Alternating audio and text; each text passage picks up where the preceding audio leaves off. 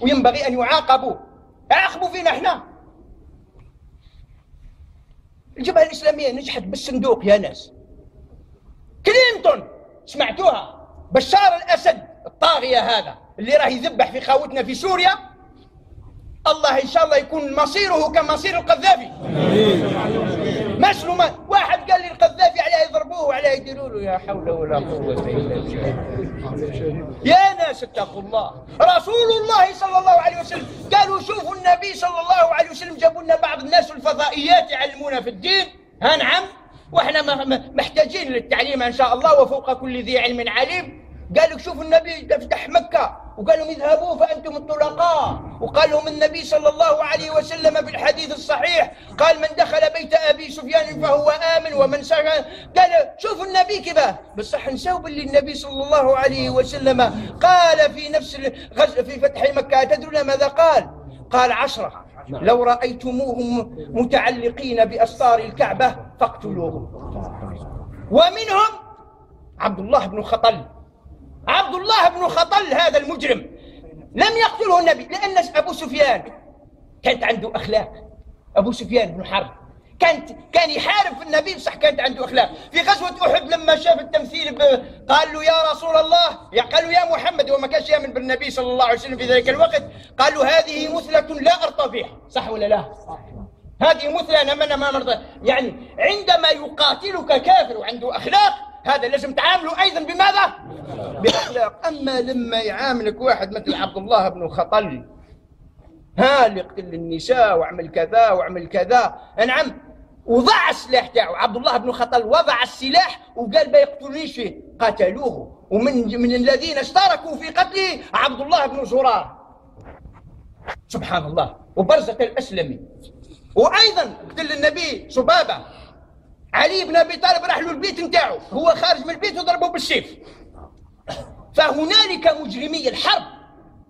مجرم الحرب حاجة ثانية، هذا حاكمينه بسلاحه، هذا قال ندمر بأكملها. وأنا نقول لك الآن هذا حافظ الأسد وكل طاغية جبار.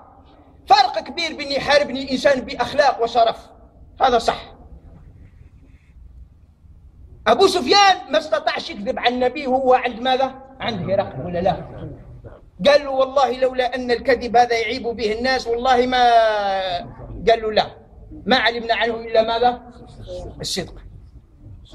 فرق أن يحاربك كافر بأخلاق وأن يحاربك نذل خسيس رقيع متجبر طاغية.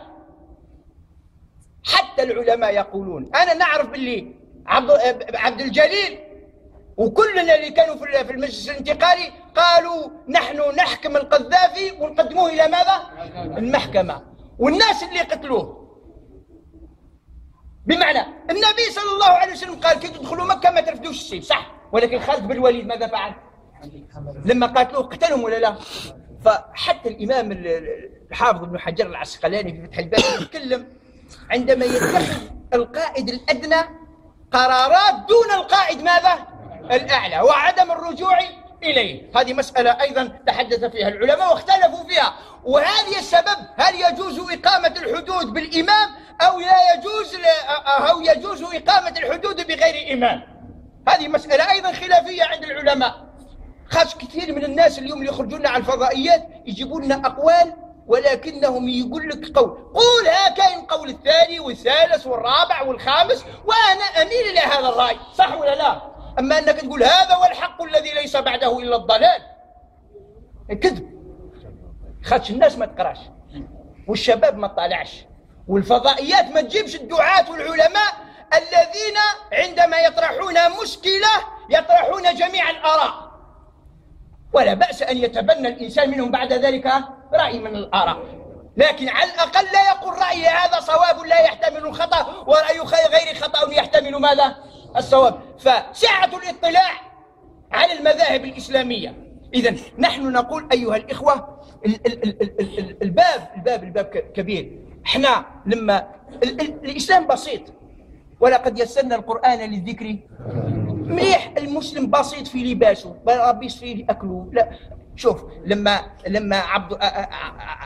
الخليفة الخامس عمر بن عبد العزيز عليه رحمة الله. لما راح كان والي في المدينة بنى أدخل تحسينات على مسجد الرسول صلى الله عليه وسلم، أدخل تحسينات. فماذا قال لإبان بن عثمان بن عفان، وكان من فقهاء الصحابة؟